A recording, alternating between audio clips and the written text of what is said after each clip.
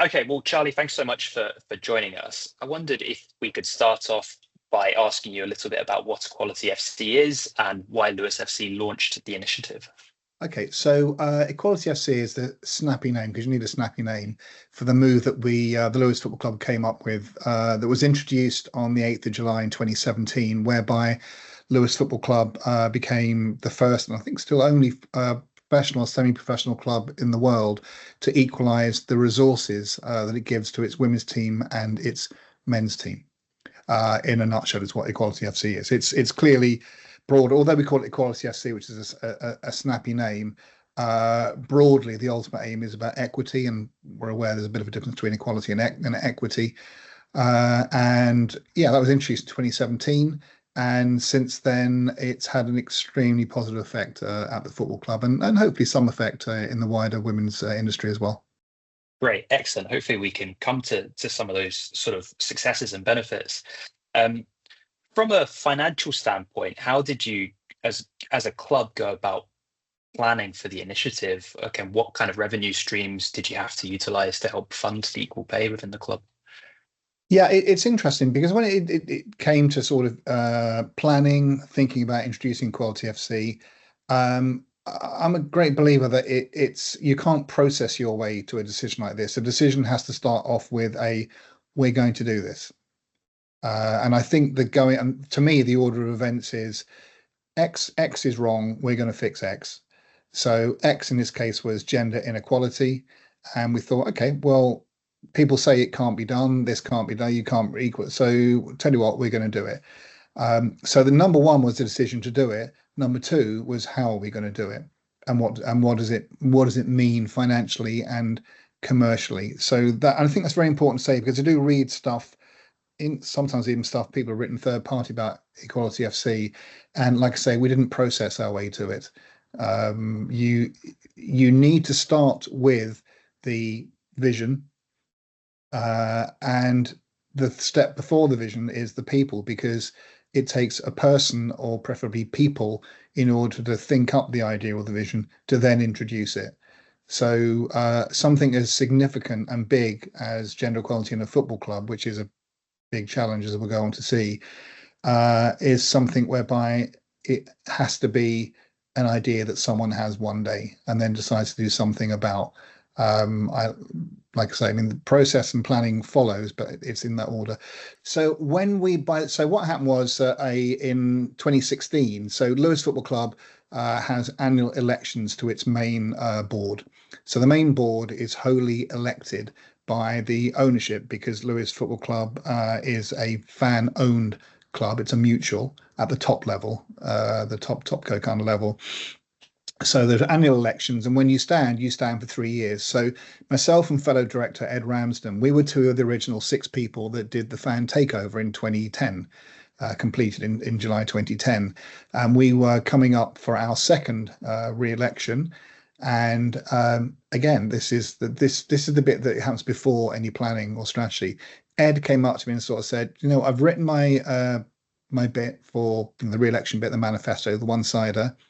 And I think we should do this. And the this that he thought that we should do would be to take the radical step to equalise the resources, playing budgets everywhere, training resources, marketing, the women's team. And I don't think he got to the end of the sentence where I said, absolutely, that's exactly what we should do. So it was the right idea at the right time. I think it's very hard to introduce a radical idea as one person. I would always advise two people, and possibly three is too many to start off with, because I think you're going to face a lot of challenges when you introduce a new business idea. So you need to start with absolute conviction. But if that sounds a little bit kind of didactic, absolute conviction that can still be honed and shaped. But this was an example of a business decision based on a principle. So he said, that's what I'm going to do. I said, that's exactly what we should do. So we both stood for re-election on the basis that if we were elected back onto the board, which we were in the October elections 2016, that we would push to introduce Equality FC. We were elected, and then the period between then and when we introduced it on July the 8th was a combination of initially lots of internal discussions at the board. So there's typically 8 to 10 people on the elected board at Lewes Football Club, and it's like a box of chocolates. You never know who you're going to get because it's elected. But that's also one of the beauties of it. So there was a lot of discussions about it.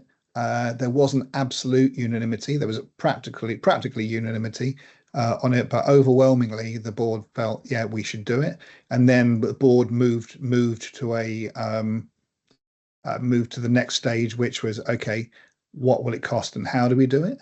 And at that point, one of the benefits of being Lewes Football Club and not a major Premier League club at this stage, or Women's Super League club at this stage, was that the amount of money concerned wasn't huge. So it was a significant 5-figure sum in order to do it, because the one thing we're clear about was like the do no harm principle. So we were going to raise the women's resources and playing budgets without reducing or affecting the men's resources and playing budget. We were, again, because it was principle led, then the core principle was that equality is a rising tide that lifts all boats. So you don't want to go and build a boat and sink the other one, because that's not a very popular thing to do. And it's a bit stupid. So you want to make it crystal clear, particularly with introducing radical idea, that if it's achievable, that everybody wins. People may not believe that at first, but that everybody wins. So we needed to raise initially a significant 5-figure sum to bring the women's resources, playing budget was the biggest one, up to the level of the men's. And the men's at that point still are a non-league team playing at the equivalent. If Premier League is Division 1, then Lewes men play Division 7. And I think at that point, I think they were in that league, actually, the same league. So the next part of the process was, okay, it cost this much. We then set about talking to some prospective sponsors. So the next stage was, how do we find that money? So we talked to prospective sponsors, but what we found was that, and maybe it's the nature of a radical idea, is that a lot of people thought that's really good, that's really interesting. But I would summarize by saying unless and until it crystallized, it was hard to get people to back an idea.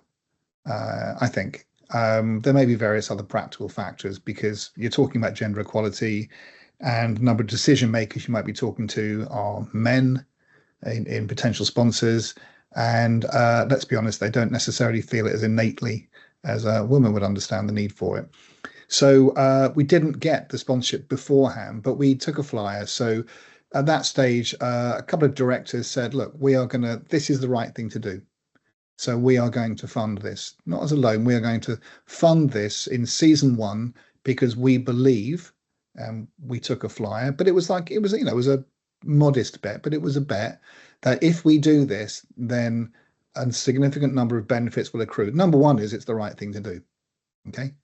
Very important, because if you don't have a principle at the core of it, you'll hit so much opposition with a new idea that you're just going to give up if you don't really believe it, and that you decide it will happen.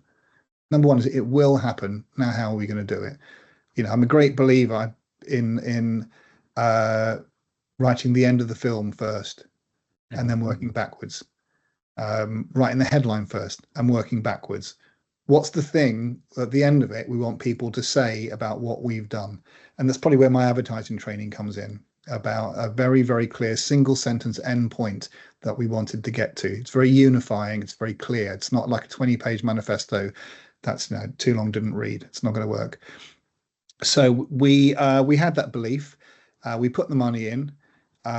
We obviously internally, the planning was to talk to the management of the women's team to say this is coming down the track, because it was in between seasons. And there's a certain timing issue about introducing the money soon enough to be able to affect the following season's playing squad, clearly. But there are other infrastructure issues around it and things that you would do. So we did that. They were obviously fully on board. We then launched it. We launched it officially on July the 8th, 2017. And it was, I think it was very, very largely well received, but there was some definite confused looks.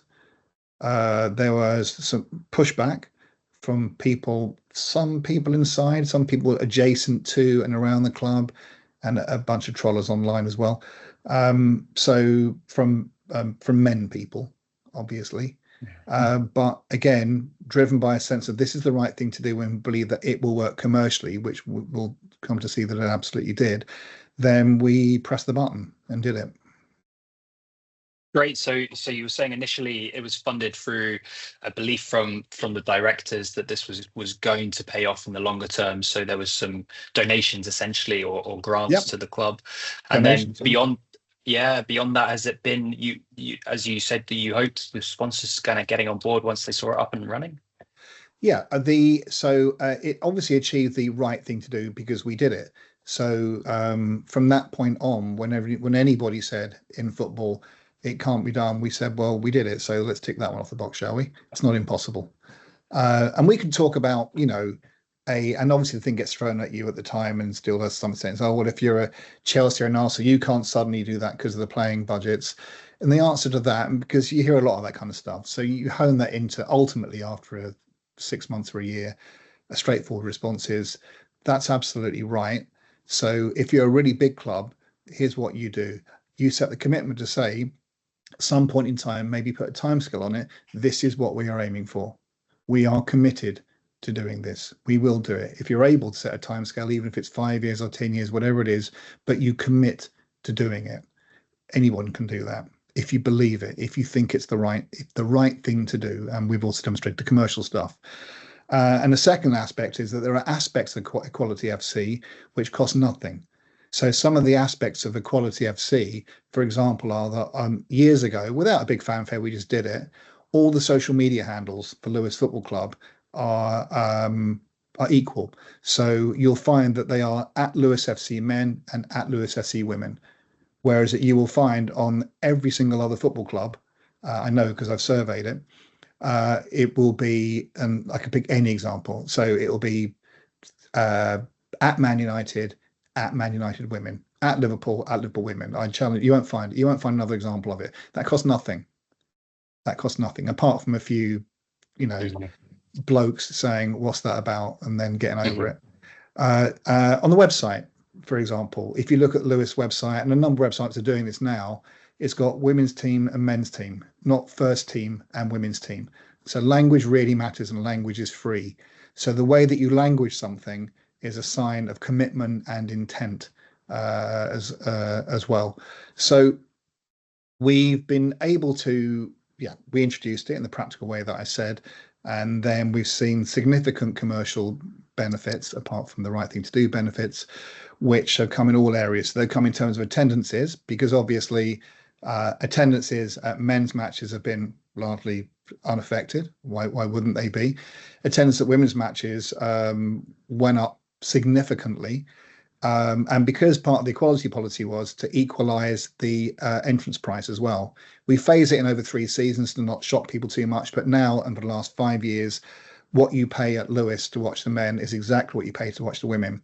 So then we had revenue from increased ticket pricing and increased attendances, because people that still charge £5 for their women and £20 for their men are clearly giving a signal to say this isn't as good. Why would you come? It's pretty stupid in marketing terms, but that happens a lot.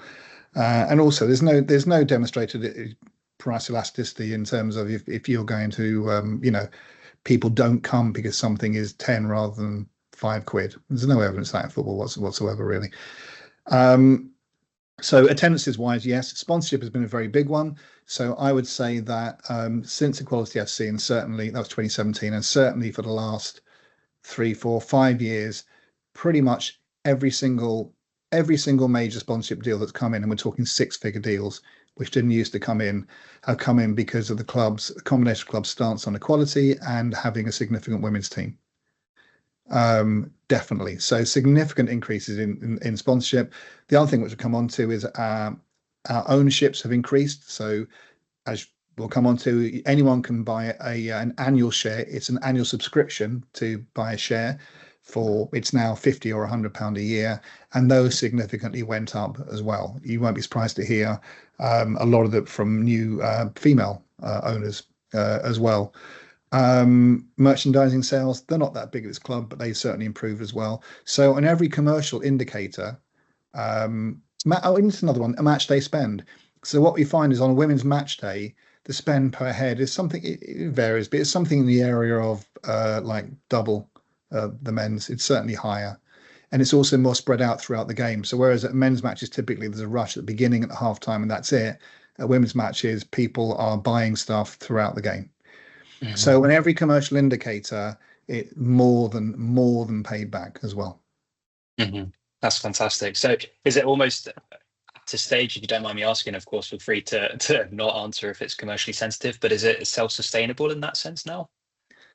It depends how you define self-sustainable, doesn't it? I mean, there's lots of other infrastructure costs and on costs and general overall staffing costs at a football club above the staffing and costs for the women's and the men's teams.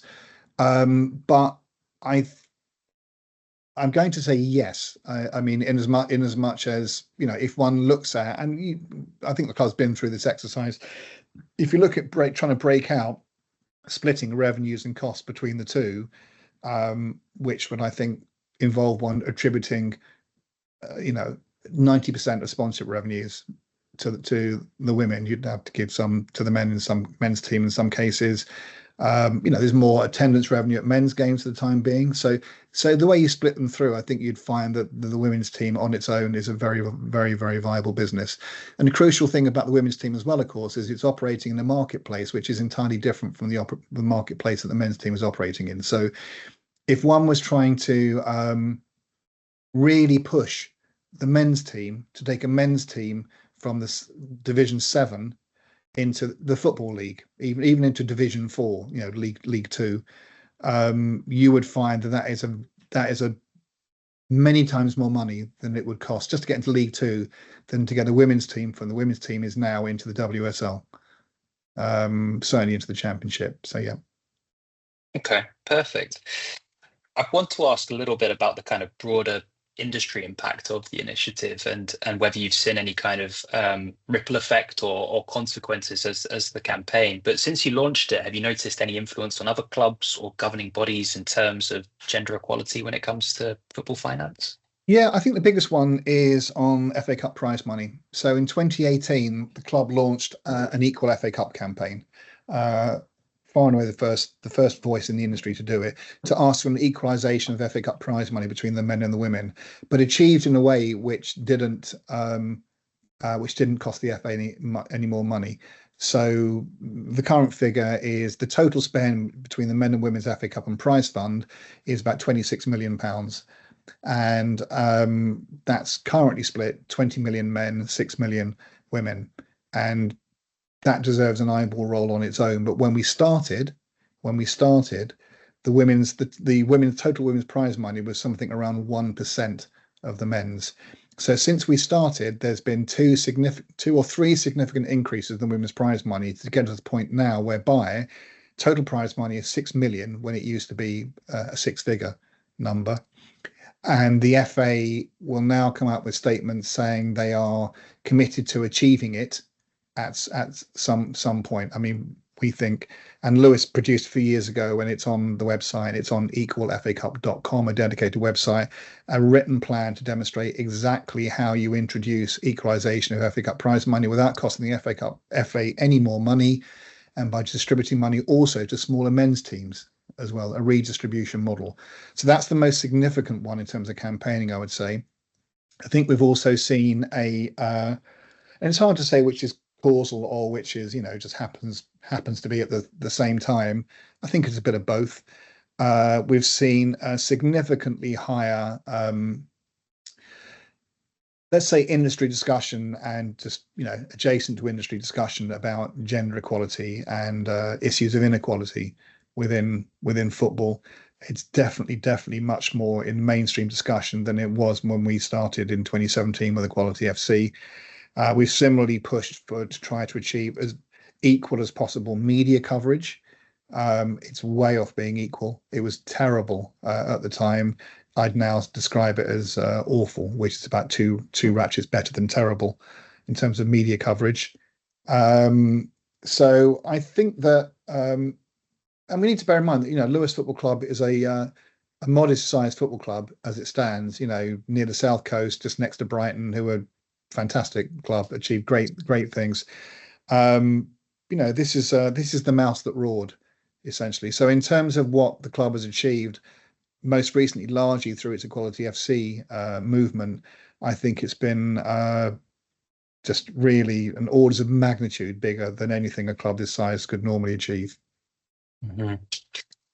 The question I'm going to ask might be hard to answer to some extent, but what kind of barriers do you? Well, looking at other clubs, what barriers do you think that they encounter in trying to achieve financial parity between their men and women's teams? And I suppose what advice might you give to some of those clubs that were looking to replicate what you've done? The biggest single barrier is custom and practice. Is that we don't do it like that. You don't do it like that. Football doesn't do it like that. It doesn't work like that. So it doesn't work like that is the biggest single barrier you will find to any innovation whatsoever. So you have to take your time making the arguments. You need patience to make the arguments, to demonstrate that it can work like that. And if it worked like that, then it would be better, again, in this order of magnitude. So that's the biggest single barrier, is you're asking someone to imagine something which they hadn't even thought of before. I mean, that's in 2017, bear in mind. Now people can imagine investing in a women's team if they are a football club. So that's, I guess, improved. But the other barriers are, I suppose, one is like, straddles both these things. One is just that men's football in this country, particularly, the Premier League, is such a huge industry that the women's football is kind of not product B, it's more like product H or M or K down on the production line. So in the last 4 set of published accounts in women's football, the WSL clubs in total, I think the total revenue combined was £48 million. That includes a third of that was group support from the overall club, but let's call it legit, £48 million. Whereas the Premier League's figure was £6 billion. However, the Premier League still managed to make a loss, I think, of £685 million in that season. So one of the barriers and the absolute jokes, of course, is a sense that this is a really big, powerful, established industry, and you have to go, well, it is. It's just, it's really. I don't really think of any other industry that where most of its component companies constantly and consistently make a loss at an operating level. An operating level. Again, it's like, hat tip to like Brighton and clubs like that actually make a profit. That's incredibly unusual. So the vast majority in this country, we can go whenever we like, but in this country of league clubs, including Premier League clubs, make a loss at an operating level. That's abysmal.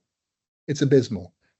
So the sense that, people, one of the barriers will be, well, women's football is losing money. It's like, well, yes, but, you are losing, men's football is losing money in a marketplace which is extremely mature, with like declining marginal revenues, with costs still increasing because of player wage inflation and transfer inflation and stuff like that. And you have the very core model of men's football is broken and seems relatively unfixable at the moment. Whereas women, of course, women's teams are making a loss. Women's teams are absolutely in a startup phase, because even though, women's football in this country officially restarted, I mean, the FA ban ended in 71, but it wasn't until 1993 that the FA formed an actual women's committee to look at it properly. So from the beginning of the 90s, this is not a lot of time, and also trying to build an industry, women's football industry, in the shadow of this just enormous elephant in the room. It is the room, essentially. So all of these things constitute very significant barriers. The thing that ought to cut through it is, it ought to be possible to say to any club, you see these two products you have. Product A, which is your men's team, is in a mature market with declining revenue margins, with all the stuff going on, whereby unless you're already a top team, good luck kind of cutting through. You've just got a lifetime of pain and losses ahead of you. Whereas the marketplace for women is this startup potential hockey stick growth market whereby if you put money in now, it's going to be way cheaper than if you put money in 10 years time or even 5 years time. Just look at the NWSL, although it's not the same structure, but it's just gone bananas in terms of valuations. So there are only good economic and commercial reasons to invest in women's football, for the reasons I've said. And there are also very good social reasons, I think, to invest in women's football. It's an incredibly refreshing product. It's not the same as men's football. Its meaning isn't the same as men's football. But we're always very aware, and as you can tell, this is very rehearsed, that the barriers are very, very entrenched amongst people, predominantly but not exclusively men within football. And to use the expression, not all men. There are many good male allies, male agents, and the other third crucial category, which is men who will just sit down and get out of the way. It's all right just to sit down. It's all right not to know about this. It's okay to not be interested. You don't need to keep telling us you're not interested. Yeah. So you mentioned it earlier, and I wanted to touch upon fan ownership at the club and what that actually means in practice. So Lewes is a 100% fan-owned club, if I'm right. Could you explain how the ownership structure actually works in practice and how fans can participate within those governance structures and those decision-making structures? Yeah, I mean, fans can operate at the ultimate level because anyone can become an owner. Anyone can buy a single share. You pay an annual subscription for it, which therefore also generates an annual revenue to the club, a new revenue stream. It also encourages people just to remain engaged through the process. So the club currently has something around 2,500 single share individual owners from all around the world, 41 countries around the world. 15% are in North America, in fact, interestingly, on the basis of sod all marketing budget to make that happen. So that's the general structure of it. That was introduced when the club mutualized in 2010, July the 8th, 2010. Interestingly, it is to describe it. Yeah, so basically the most significant thing about fan voice is that a fan can buy a share and then a fan can stand for the board. I mean, like, how much more direct do you want? Is the answer. So interestingly, the football club still has a supporters club, which do a lot of very good things around the ground and raise money, etc. But in terms of fan voice, everyone on the board is a fan. They can co-opt extra people. So that's the most significant thing. There is an overall constitution within which the club sits. It's the top co is Lewes Community Football Club Limited, is a community benefit society, which is an industrial provident, which means that any profits that the top level company makes are reinvested back into the club, into the company. So that's the biggest thing. And then there are regular, feedback sessions. I think there haven't been one for a little while because there's been a lot of stuff going on, but there was monthly online town halls whereby owners can go online from anywhere around the world and listen and give ideas and hear the news that's going on. But they typically happen every month. Newsletters go out. There's information back in. All the club's accounts, once they are published, are put up on the website, so there is financial transparency. Obviously not at the granular level, because some things are private about how much someone got paid or how much possibly an individual piece of sponsorship. Some things are commercially sensitive, so you don't break those normal rules of business in order to do it. If there's a major thing going on, then it could be put to a fan vote, for example. So even though the constitution didn't state it to be necessary, the club still decided that when there was a prospect a year and a half or so ago of a significant investor coming in to buy potentially up to 51% of the women's team, that was put to a vote. And at that point, the ownership then, after significant, incredibly detailed debate, the sort of thing you will never see at any other football club, volumes of information were released to the ownership so they could see what was going on and make a decision. Lots of debates, lots of town halls, and in the end that was won by a proportion of 2-1 from the ownership to say yes, the club can sell 51% of the women's team. That was just about a year or so ago, because you have a chance to have these debates, essentially. But it's important to say that once the board, and there's annual elections to the board, so typically 1/3 of the board is like re-elected or elected each year to keep a consistency, by and large. So those now happen. Actually, they now happen, I think, in April each year. I think they're just coming up. So people can stand for that. At that point, policies are kind of discussed more. So yeah, but once the board is elected, and the board's running, it's not like in Switzerland where everything's put to a vote. Essentially, it's like electing a government. You elect this government, and then they can get on with it so long as they keep to the club's constitution. So it's important. That's a very important aspect, that there is a lot of latitude for the board to operate in how it sees to be commercially and socially best for the football club to maintain its existence and to maintain and build its future. This is, sometimes people think it's a bit like that. What's it called? My Football Club experiment that happened about 10 years or so ago, where you can literally buy a share and you can help to pick the team. That's a nonsense. So it doesn't work like that. It's representative democracy is how it works. Mm-hmm. I have a question relating to how the finances of a fan ownership or a fan-owned club like yours happens and operates. How is it different from? Is it different, and if so, how is it different from a privately owned football club? How do the revenue streams differ between the two? Well, there's nothing that, due to the structure, that affects how the revenue streams, what revenue streams there are, other than ownership itself is a revenue stream. So because ownership is by annual subscription, then that's an entirely novel revenue stream, crucially a granular and recurring one, which, unlike, for example, a sponsorship, which you might do for a year or 2 years at a time, isn't going to suddenly go away. It may decline, it may build, but it's quite a reliable revenue stream. So that's the only sort of big revenue difference, because everything else, what are the revenues? The revenues are, match day income.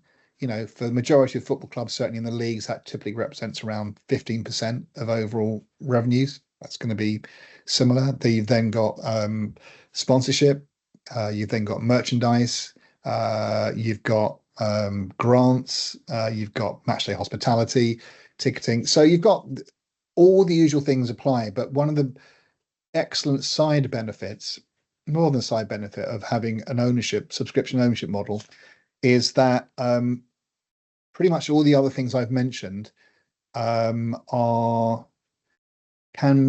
go up and down quite a lot. They are, in some respects, largely linked to performance on the pitch. And performance on the pitch, it's a sport, is not guaranteed. So, if your team is doing badly, or both your teams are doing badly, because it's great to have two teams. If your team is doing badly, then that is likely to affect attendances, which will affect hospitality, then the attendances will affect sponsorships, which will affect, everything is interconnected, and you'll tend to see those revenues fall. Whereas ownership is more of a buy-in at a conceptual and principle level. And ownership is affected by lots of factors, including what you do off the pitch. So all the community work, all the other stuff that you do, all the right stuff to do that the club does. So in many respects, the revenues that there are become more stable, but it's still football. It doesn't operate in a separate economy just because you're a community club. And then the other thing, of course, that you can definitely struggle with is access to capital. So, I mean, I say it like that, like it's a real businessy thing. Let's be honest. Access to capital for the most biggest clubs is someone in some country, someone puts their hand in the pocket, and the money turns up. Or yeah, whatever. Enough said. So there are ways of funding football clubs which are, way beyond normal business things, which are incredibly unreliable, because basically a donor. I mean, let's call it a donor. So a community football club like Lewes has done can benefit from some level of donations and some reasonable levels of donations. It's never going to be like being owned by like a Gulf state or an American sports company or something like that. But Yeah, that's it. But within the structure, certainly within the structure that Lewes Football Club has, which has developed, is that actually there are investable vehicles. So I mentioned about Lewes FC Women, and the owner vote was held. So that's an investable vehicle. There is a separate limited company for Lewes FC Women anyway. One of the conditions in the women's game when you apply for a license to be in the leagues, because there's a license for them, is you have to set up a separate limited company.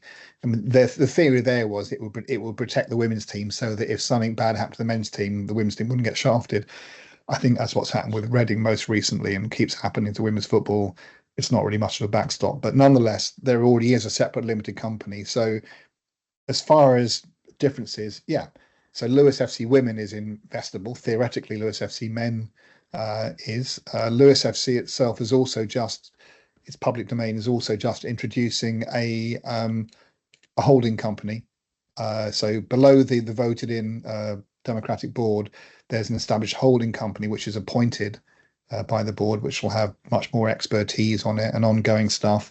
And there's a bit of an equity raise going on in that at the moment. So there are, one needs to be imaginative about creating investment possibilities, which, while retaining the purpose of fan voice and fan ownership, doesn't negate the possibility of investment, so long as that investment happens in line with the principles of the club. It's doable. Lewes Football Club is doing it, so it's certainly doable. Yeah. Yeah. You spoke about the membership fee there being a recurring revenue stream essentially for the club. Are there any other benefits that the ownership model provides, perhaps in terms of sponsorship or any other kind of area of activity within the club? Well, also the ownership model, what it provides is it gives, gives a signal, because it's true, it gives a signal about genuine nature of fan voice. So we know, a number of football clubs now have got as far as maybe having a fan representative on the board, but one voice on the board it's nice to hear you. Whereas an elected board is clearly much more powerful than that. So one of the things it definitely gives you is a genuine ongoing embedded fan voice, and within that you can protect certain crown jewels, for example. So if you do accept investment, you can create crown jewels such as what the list might be, about where the team plays, the colors it plays in. There may be 3 or 4 things you sort of go, these are the principles, the things that most matter.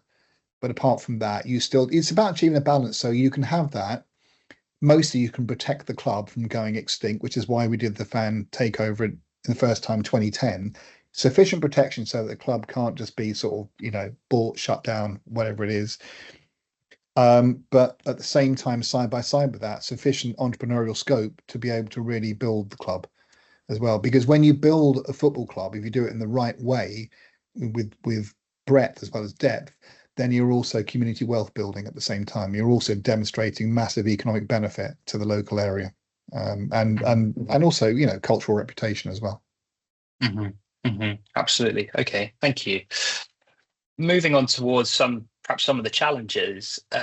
What are some of the challenges that you face as a fan-owned club? You've spoken about the kind of capital, but are there other issues that the structure presents in any way? I mean, I don't know if they're structural things, because maybe they're all changeable. So one of the things is if you elect a board of 10 people, I think the minimum in the constitution is 6 or something, but let's say between 6 and 10 people, it's typically around 7 or 8 or something like that. Then you have the intention and the upside is you have a group of people for decision making, which means you can have broader discussion. And there's a lot of benefits to that. One of the things that therefore you also don't have, but of course there are a lot of downsides with this, is a single or a couple of figures that basically say this is how it's going to be. The majority of football clubs have a chair or chief executive that says, the owner, the chair, really say this is how it's going to be. So, which doesn't mean they have to exercise all the time, although some do, which is unfortunate. But what it does mean is that if some opportunities come up, or I don't know, I can't really think of anything specific, but essentially clearly with a single or a couple of voices, you can move fast to react to market opportunities. And it can be the case, though it depends. If you have a good, Lewes has benefited from a good unified board with like a clear single voice, then it isn't necessarily an issue. But you just need to be aware this is more like a group dynamic. If you have like 8 people making a decision, or 1 person or 2 people making a decision, then there are pros and cons. Yep. Essentially. I would say, but I think there's a lot of pros. Yeah. Okay, great. Thank you. And then I suppose final question really is, you're one of several fan-owned clubs in the UK. What do you think is the future of the fan ownership model within football within the UK? Do you think it's a sustainable and scalable model? Do you think it will continue to grow? How do you kind of envisage the future there? Yeah, I think it's a great model. I think it can grow. I think it will need additional help from the state. I think it'll be interesting to see what the ongoing effects are of introducing the independent football regulator, which at the moment just covers the men's game. We don't have one. We're not getting one yet for the women's game, which I think is a shame. So I think you need the political and legal environment to really support fan ownership. Some form of fan ownership doesn't have to be 100%. It could be 51%. It could be 20%. But the main thing is it's the voice of the fans about what the things are that can only happen with fan consent. It's arguable whether you need fan control in order to commercially run the business. All the other things. The reality is those are commercial skills. But when you come to things which safeguard, community meaning, social meaning, then I think that's where it's so important, the massive benefit of community ownership at some level of meaningful level of equity. So I think it's very important. I think overall within the men's game, I'm an optimist, but I can't imagine what the mechanism would be to move the majority of clubs from where they are to one of fan ownership. But what could be done by regulation is to beef up the fan representation at a board level, and to beef up within that legislation an agreed set of crown jewels that perhaps can't be changed without, for example, a vote amongst the fans. There are some relatively straightforward, they would be controversial to people that currently can do what they want at football clubs, but I think these are things which, if a government was minded to do it, are achievable. Yeah, absolutely. Okay, fantastic. And just if anybody is watching this and they want to become a shareholder of Lewes FC, how can they go about doing so? Well, they just need to give themselves about a 2-minute spare. Then they go onto this computer and they go to lewesfc.com, and at the top it says become an owner. And 3 clicks later, you can become an owner. You can become an annual owner. You can pay monthly now. You can pay as little as £5 a month and become an owner of Lewes Football Club. So you will own a football club. And you can gift it to someone else, by the way, as well. You can even buy someone else a football club. Very, very simple. Lovely stuff. We'll make sure we include the links on the course so people can sign up if they'd like to. Thank you so much for that. I've really appreciated that, Charlie. So excellent overview of the Equality FC initiative, but also how the club operates and sort of internal mechanisms as well. So thank you for your time.